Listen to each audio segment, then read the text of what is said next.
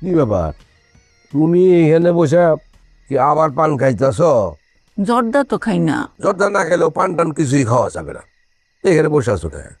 আপনি কই গেছিলেন? এই তো আমি এইখানে দোকানের এইখানে গেছিলাম। আপনি বসেন, আপনার সাথে আমার কথা আছে। বলো কি? আমরা যে খাইরুলের জন্য মেয়ে খুঁজতেছিলাম, মেয়ে আর খুঁজান লাগবো না। কেন ডিসিশন চেঞ্জ করছো নাকি? বিয়ে শাদী দিবা না? মেয়ে পাইছি।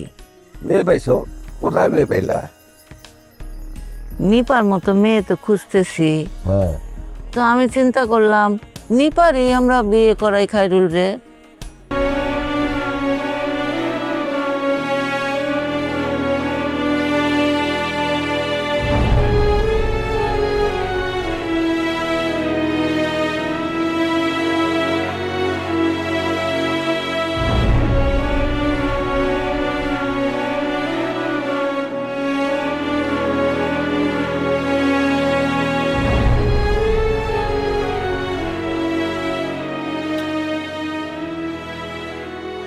কি রে?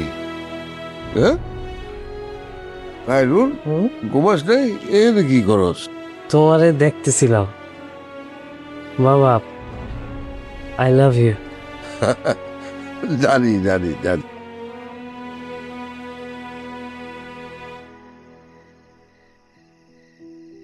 খাইরুল, ঘুমাইবি না? মা, I love you. I love you too. আয় আয়, পাগল কোথাকার। শো শো শো, ঠিক আছে। I love you. এমা এইগুলি একটু ডাইয়ে ধুয়ে রাখা লাগে না? চার করে দেহ পার হয়েছে। হোসেন আইলি নাকি? যা শুরু করছে ও কাকা, না সুপার আছে আমার। ওই আমরা শুরু করুন কে? হ্যাঁ, শুরু তো করছে তোর মায়। তোর মার বয়স হয়েছে না, একলা একলা থাকে, একটা মানুষ তো লাগে। মার নালি বয়স হয়েছে, আমার কি বিয়ে করার বয়স হয়েছে কাকা কও? ওই তোর বয়স হয়েছে না হয়েছে এটা তো আমরা জানি। আমার সামনে বড় হয়েছস, আমরা জানি না? হ্যাঁ শোন, ঘটক কিরা? ঘটক আমি। আরে তোর এই যে হালিম চাচা, ৬৮টা বিয়া দিছি। এই যে সাফাবাজি বাদ দাও, ৬৮-র কথা বাদ দাও, তুমি আমারটার কথা কও। এই মায়া আছে দুইটা, বুঝছস? একটা আছে বিয়ে পাস। এই যে দাও বিয়ে পাস মেয়ে বলে আমার বিয়ে করবি। এই এই জায়গায় তো হালিম মিয়ার কারামতি। শোন, ওই আরেকটা আছে কিন্তু লেখাপড়া জানে না, টাকা পয়সা আছে বহুত। হের ভাবে টা থাকলে আমার কি? আরে বাপের টাকা না, আরেক জায়গায় বিয়ে হয়েছিল, হ্যাঁ সেই জায়গাতে ভাগে পাইছে। কাকা আমার টাকা পয়সার লোভ নাই, থাক ওটার দরকার নাই। ঠিক আছে দেখ হাত। আসলে ক্যাশ টা নাই, বাজারতে উঠে দেওয়া লাগবি। ও আচ্ছা, ন যাই মানে বাজারে। ইদি আল্লাহ দিন আসর বান্দা জিহেরাটার মতো লেগে গেছে। চলো তোমার টা আগে দিয়ে নেই। এমা, আমি একটু বাজারতে আসতেছি, চলো চলো। ন যাই।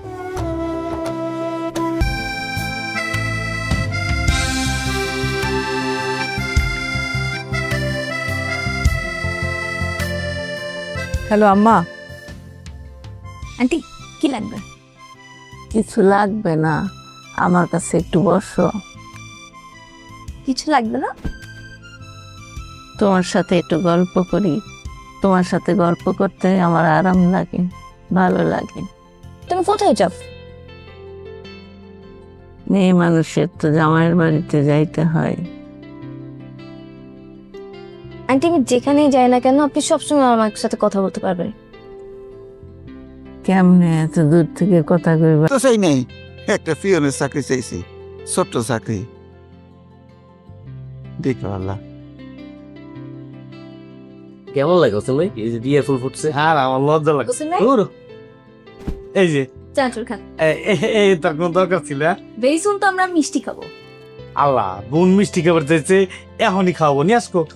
দই মিষ্টি খাবো না, আমি তো একটা বিয়ের মিষ্টি খাবো। চলো। আপনি কি বলেন নাকি তা? আমি ডিগ্রি পাসের কথা কইছি। কিতা বলেছিস তুই আমাকে? রিপিট কর, কিতা বলেছিস তুই? কইছি বড় ভাই আমি বিয়ে পাস করছি। এই চালাম, বিয়ে পাস যে ডিগ্রি, এটা কি আমি বুঝি না রে? আমি তো তোর সাথে পান করেছি আর তুই হোসেন কেমন আছো বাবাজি? জি আছি আল্লাহ ভালো আছি, ভালো আছি। ভাই এই কি আসছেন একটা জানাবেন না? গতকালকে রাত্রি আইছি। ও স্যার ভালো আছেন তো? হাতে কি? এই কিছু না, একটু ফল আনছি আর কি। তুমি আবার এগুলো আনতে গেছো কেন?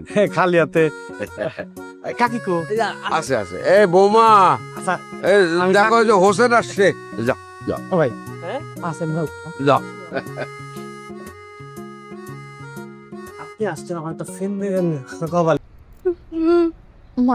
নানুমণি তুমি এই বাই কান্তাছ, হ্যাঁ? নানুমণি কি ঠিক থাকবা? তুমি কও না কি তো হয়েছে তোমার, কান্তাছ করে? কিন্তু ভালো লাগে না। আরে ভাল লাগতেছে না?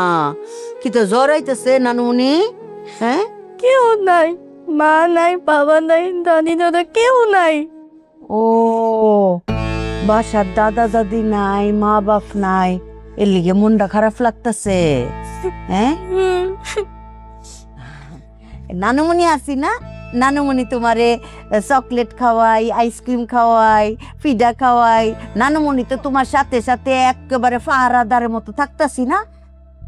তুমি একা কেন? বাকিরা কেন নাই? ও আচ্ছা আসি কাকিয়া। ও ভাই দাদা কথা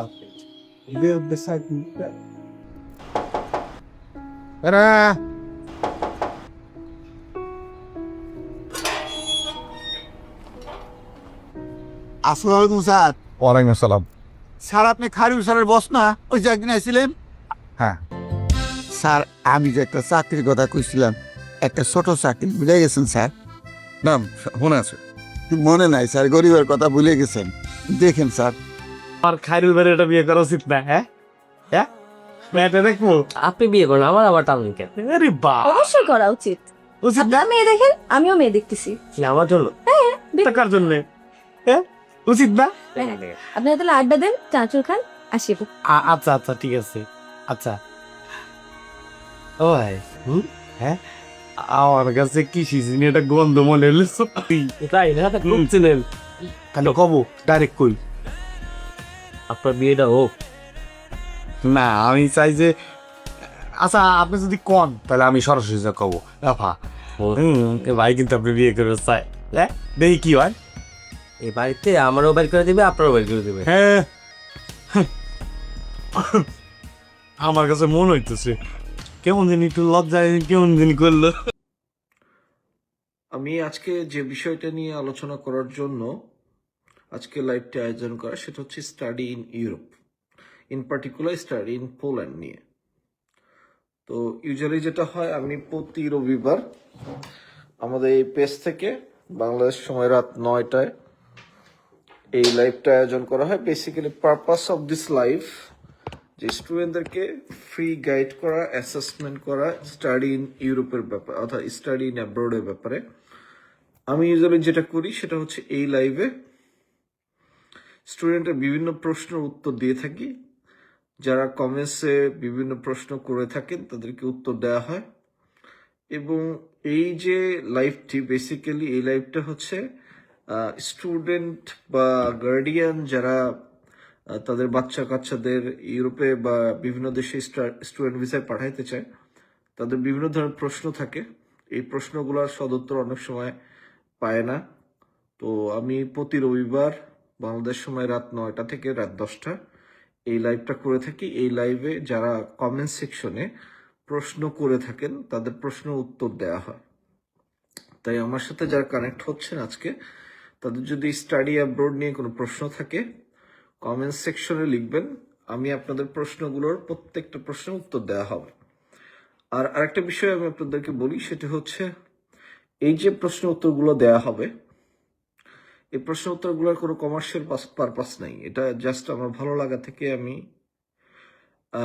উত্তরগুলো দিব। অলরেডি আমাদের সঙ্গে কানেক্ট হয়েছেন শাহেদ খান, উনি একটা প্রশ্ন করছেন। আপনার প্রশ্ন আপনি উত্তর পাবেন। তার আগে আপনি যেহেতু পোল্যান্ড নিয়ে প্রশ্ন করছেন, আমি আজকে ভিডিওতে যেটা নিয়ে কথা বলবো সেটা হচ্ছে স্টাডি ইন পোল্যান্ড নিয়ে। তো স্টাডি ইন পোল্যান্ড নিয়ে আমি প্রথমে আমার ফার্স্ট হাফে, আমি অলরেডি ডেসক্রিপশন লিখছি যে ফার্স্ট হাফে পোল্যান্ড নিয়ে একটা ব্রিফ আইডিয়া দিব। বিশেষ করে যারা পোল্যান্ডে 2026 সালে যেতে যাচ্ছেন, আমার মনে হয় যে এই লাইভটা দেখলে তাদের আর কোনো কনফিউশন থাকবে না। অলরেডি সাদিকুর রহমান অ্যাড হয়েছেন, স্টাডি গ্যাপ নিয়ে প্রশ্ন করছেন, আপনার প্রশ্নের উত্তর দেওয়া হবে। প্রত্যেকেরই বলছি যে আপনারা যারা কানেক্ট হচ্ছেন আপনাদের সকল প্রশ্ন উত্তর দেওয়া হবে, যারা কমেন্টসে লিখবেন। কোনো প্রশ্নই আমি স্কিপ করব না এবং কোনো প্রশ্নেরই কোনো লুকোচুরি উত্তর দেওয়া হবে না, অর্থাৎ এই মানে গ্যাপ রেখে কোনো উত্তর দেওয়া হবে না। তাই যাদের কোনো প্রশ্ন আছে কমেন্ট সেকশন লিখবেন, প্রত্যেকের প্রশ্ন উত্তর দিব। আর প্রশ্নগুলো হবে অবশ্যই স্টাডি রিলেভেন্ট, ওয়ার্ক পারমিট এগুলা নিয়ে প্রশ্ন করবেন না। স্টুডেন্ট ভিসায় যাদের বাচ্চাদেরকে বিদেশে পাঠাইতে চান বা যারা স্টুডেন্ট যারা দেখছেন তারা নিজেদের কোনো প্রশ্ন থাকলে সেটা পোল্যান্ড সম্পর্কে হতে পারে, ফিনল্যান্ড, সুইডেন, ডেনমার্ক সম্পর্কে হতে পারে, সেটা আপনার হচ্ছে বেলজিয়াম নিয়ে হতে পারে, সাইপ্রাস নিয়ে হতে পারে, ইউকে নিতেও হতে পারে। অর্থাৎ আমরা বেসিক্যালি মানে আমার যারা এই পেজটা দেখেন প্লাস হচ্ছে আমার একটা চ্যানেল আছে স্টাডি ওয়ার্ল্ড বিডি, আমি বেসিক্যালি স্টুডেন্ট ভিসা রিলেটেড বা স্টুডেন্টদের বিভিন্ন দেশে study cost, living standard plus হচ্ছে পিআর অপরচুনিটিস, এই বিভিন্ন বিষয়ে আমি গাইড করে থাকি আমার চ্যানেল এবং পেজের মাধ্যমে। তো যেহেতু মানে ইউরোপের 3টি দেশে আমার থাকার সুযোগ হয়েছে, so I do have a practical experience. At the same time যেহেতু আমরা বিভিন্ন দেশে স্টুডেন্টদের ভিসা করে ওটারও এক্সপিরিয়েন্স রয়েছে, তো দুইটা সংমিশ্রণ করে আমাদের যে অ্যান্সারগুলো এগুলো আসলে মানে গতানুগতিক কোনো ভিডিও দেখে আপনি ওই উত্তর পাবেন না, কারণ অনেকে হয়তো বাংলাদেশে বসে ভিডিও করে বা একটা দেশে গিয়ে ভিডিও করে। তো আমাদের হচ্ছে মাল্টিপল এক্সপিরিয়েন্সের আলোকে আমরা উত্তরগুলো দিব। তো আমি প্রথমে যেহেতু আমার অলরেডি 10 মিনিট চলে গেছে, আমি নেক্সট 20 মিনিটস পোল্যান্ডের বিভিন্ন বিষয় নিয়ে কথা বলবো। প্রথমে আসা যাক যে পোল্যান্ড কান্ট্রিটা কেমন। পোল্যান্ড হচ্ছে ইউরোপের সেনজেনভুক্ত, আমরা যে সেনজেন বলি সেনজেনভুক্ত কান্ট্রি। এটা নর্ডিক ভুক্ত না, বাট ইউরোপিয়ান ইউনিয়ন ভুক্ত কান্ট্রি। এটা বাল্টিক সি এর পাশে পড়ছে, প্লাস এর পাশের কান্ট্রি হচ্ছে জার্মানি, চেক রিপাবলিক, ইউক্রেন, এই কান্ট্রিগুলো এবং লিথুনিয়া আর এক পাশে। তো বেসিক্যালি পোল্যান্ড হচ্ছে একটা প্লেইন ল্যান্ড, মানে সমতল ভূমির একটা দেশ। পোল্যান্ড সেনজেনভুক্ত হয় 2006 সালের দিকে, ইউরোপিয়ান ইউনিয়ন ভুক্ত হয় 2004 সালে। আমাদের দেশে স্টুডেন্টের একটা কনসার্ন থাকে, বিশেষ করে মিডল ক্লাস স্টুডেন্টদের, যে কম টাকায় কোন দেশে যাওয়া যায়। পোল্যান্ড আপনাকে 5টা কারণে চুজ করা উচিত। নাম্বার 1 রিজন হচ্ছে টিউশন ফিস। পোল্যান্ডের টিউশন ফিস একদমই কম, একদম কম বলতে কত কম, এটা 2000 ইউরো থেকে 3500, সর্বোচ্চ 4000 ইউরো পর্যন্ত ব্যাচেলর এবং মাস্টার্স। এটা কিন্তু ইয়ারলি মানে annual tuition fee, not 1 semester tuition fee. তাই যাদের টিউশন ফিস বা বাজেট কম তারা পোল্যান্ডকে কনসিডার করতে পারেন। সেকেন্ড হচ্ছে আমাদের দেশের আরেকটা শ্রেণী আছে যারা নিজেদের খরচ নিজেরা চালাইতে চায়, অর্থাৎ বলে যে আমি যাবার পরে আমি বাসা থেকে আর টাকা নিব না, অর্থাৎ টিউশন ফি নিজের লিভিং কস্ট উঠাবে। সেটা যদি ইউরোপের কোনো দেশে পারা যায় সেটাও পোল্যান্ড, এবং এটা পসিবল। আমি আমার মাস্টার্স যখন করছি আমি 1 টাকাও বাংলাদেশ থেকে নিইনি, উল্টা পাঠাইছি। অতএব এটা ডিপেন্ড করবে। এবং এখনো যারা যাচ্ছে আমাদের স্টুডেন্ট যারা গেছে কেউ কিন্তু জবলেস নাই। যেমন আমি এখন ফিনল্যান্ড আছে, ফিনল্যান্ডে মনে করেন স্টুডেন্ট অনেকেই জবলেস, কিন্তু পোল্যান্ডে কিন্তু জবলেস কেউ নাই। তার মানে এই শ্রেণীটাদের জন্য পোল্যান্ড। থার্ড আরেকটা বিষয় হচ্ছে অনেকে ফ্যামিলি নিয়ে যেতে চান। পোল্যান্ড স্টুডেন্ট থাকা অবস্থায় আপনার ফ্যামিলিকে অ্যালাউ করা যাবে না, করবে না। কিন্তু আপনি যখন ব্যাচেলর বা মাস্টার শেষ করবেন এরপরে কিন্তু আপনি ইমিডিয়েট আপনার ফ্যামিলি নিতে পারবেন, সেক্ষেত্রে কিন্তু ভিসা রিজেক্ট হয় না। তার মানে ফ্যামিলি নেওয়া যায় না কথাটা ভুল, ফ্যামিলি নেওয়া যায় বাট স্টাডি এন্ডে। তো তার মানে ফ্যামিলিও নেওয়া যাচ্ছে বাট একটু ওয়েট করতে হবে। এরপর আসেন হচ্ছে আপনার টোটাল খরচটা কত হইতে পারে। আচ্ছা, আমাদের প্রশ্ন আসতেছে, আমরা যারা প্রশ্ন করছেন এম মুনতাসির প্রশ্ন করছেন, প্রত্যেকের প্রশ্ন উত্তর দেওয়া হবে। প্লিজ আমি এই জাস্ট ডিসকাশনটা শেষ করে আপনাদের উত্তরটা দিব। তো দ্যাট মিনস ফ্যামিলি নিয়ে যাওয়া যাচ্ছে। আর সব থেকে বড় কথা জব ক্রাইসিস, ইউরোপে এখন এক্সট্রিম জব ক্রাইসিস। আপনি যদি ফিনল্যান্ডের দিকে তাকান, আপনি যদি সুইডেনের দিকে তাকান, আপনি ইভেন যদি স্পেনের দিকে যান, পর্তুগালের দিকে তাকান, জব ক্রাইসিস। কিন্তু পোল্যান্ড এমন একটা কান্ট্রি যেখানে এখন পর্যন্ত জব ক্রাইসিসের ছোঁয়া নাই। অ্যাটলিস্ট বাঙালিরা মানে জব ক্রাইসিস ফেস করে না, কারণ বাঙালি এত রেস্টুরেন্ট হয়েছে, বিশেষ করে কেবাবের, যে কারণে হচ্ছে কেউ না কেউ আপনাকে কোনো না কোনো কাজ ম্যানেজ করে দিবে। এছাড়াও আপনি ফুড ডেলিভারি আছে, এটা তো একদম ইজি কাজ। তো এটা এটা সবাই পাচ্ছে, তো এটা নিয়ে অ্যাটলিস্ট হ্যাডেক নাই যে আপনি কাজ পাবেন না। তো সব মিলিয়ে পোল্যান্ড হচ্ছে কাদের জন্য আদর্শ ডেস্টিনেশন? যাদের বাজেট খুব একটা হাই না, যারা নিজের খরচ নিজে চালাইতে চান, আবার একটা ভালো ইউনিভার্সিটিতে ভালো দেশে থাকতে চান, আবার যারা একটু ভাইব্রেন্ট কালচার পছন্দ করেন। যেমন আমি ফিনল্যান্ডে আছি, ফিনল্যান্ড কিন্তু কোনো ভাইব্রেন্ট কান্ট্রি না, এরা কথাই কম বলে ভাইব্রেন্ট কিসে। সো পোল্যান্ডে ইউরোপের যে ভাইবটা সেটাও পোল্যান্ডে পাবেন। দ্যাট মিনস ওভারঅল পোল্যান্ডকে আপনি কনসিডার করতে পারেন। এইবার আসা যাক যে আপনি পোল্যান্ডে যদি স্টুডেন্ট ভিসায় যেতে চান তাহলে আপনার রিকোয়ারমেন্টস কি লাগবে। আপনি যদি ব্যাচেলরে যেতে চান সেক্ষেত্রে আপনার রিকোয়ারমেন্টস কি লাগবে, আপনার যদি মাস্টার্সে যেতে চান তাহলে আপনার রিকোয়ারমেন্টস কি লাগবে।